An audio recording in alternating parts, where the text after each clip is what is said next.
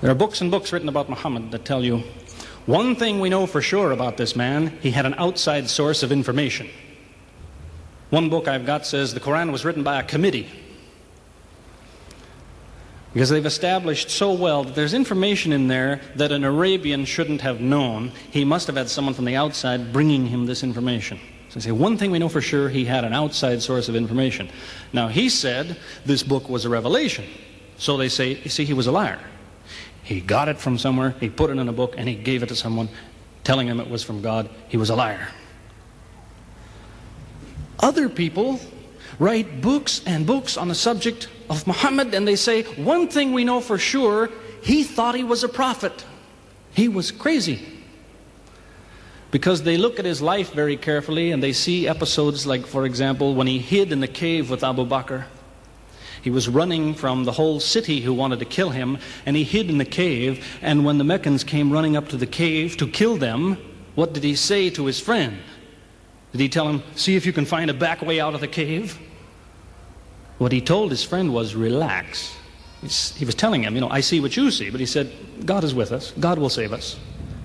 So people on that basis, they say, you see, he thought he was a prophet. He thought God was with him because he said things like that. He wasn't a liar.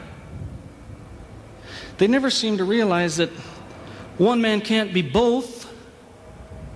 So you can't be a liar and a crazy man at the same time. If you think that an angel gives the words of God in your ear, and somebody says, I have a question for you, what does God tell you about this thing? I want to hear an answer tomorrow. If you're a crazy man, if you think an angel whispers in your ear, then you don't sit up that night thinking, what will I tell him tomorrow? What can I find? Who knows the answer? You're crazy. You think the angel will tell you the answer. You don't go and look it up somewhere.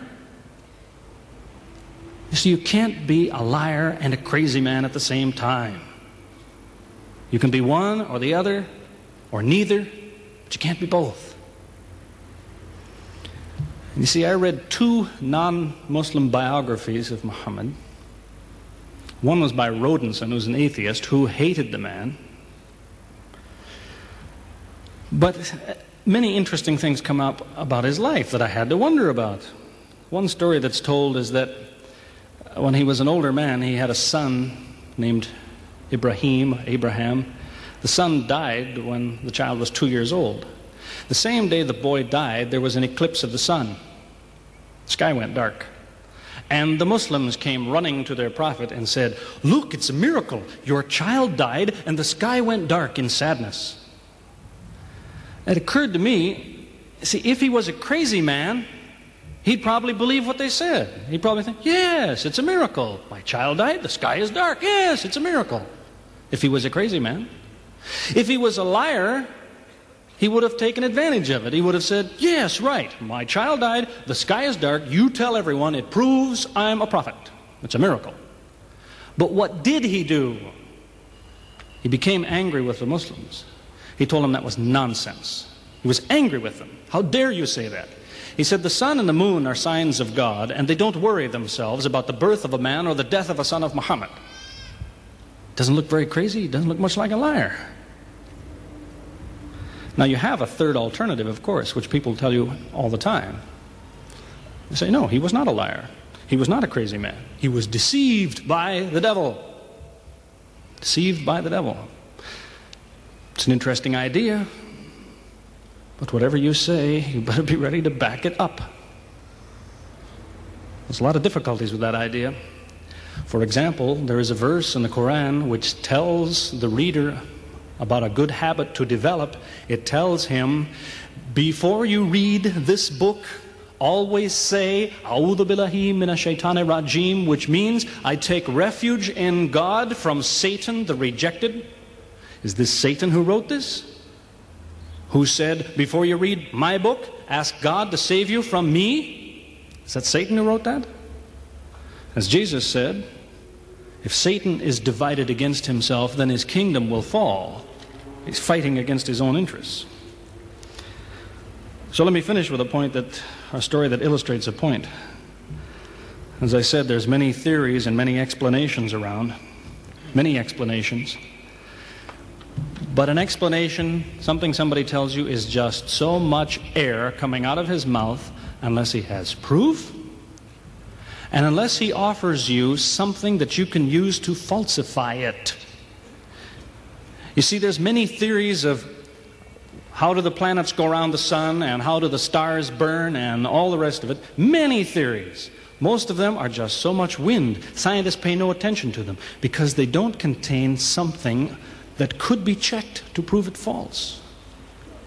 You see, Einstein was considered an intelligent man because when he offered his theory in 1905 and again in 1915, he didn't just offer a theory, he said, here's 3 ways to prove I'm wrong.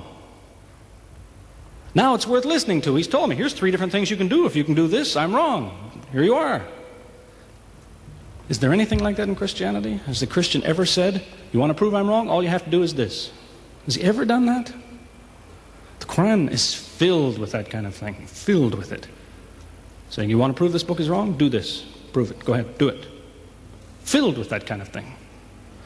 There's an example of it that made a big impression in its day, during the lifetime, 14 centuries ago, of the Prophet of Islam. You see, he had an uncle named Abu Lahab. That was his nickname, Abu Lahab. This man hated Muhammad. He hated anything the man said. He used to watch him going through the city, and if he saw him talking to someone, he waited till they split up. He'd go after the man he spoke to and take him and say, what did Muhammad tell you? Whatever it is, it's a lie. Did he tell you day? It's night. Did he say black? It's white. Exact opposite.